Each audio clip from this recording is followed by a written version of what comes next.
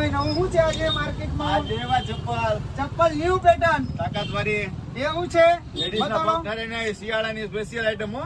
ભાઈની ફૂલ ડિમાન્ડ હતી. જરાય તમારા પગ ઠરે નહીં, ભવનાથ લગી જવાની છૂટ. કલર ડિઝાઇન ફૂલ રેન્જ, ખાલી 300 રૂપિયાની જોડી.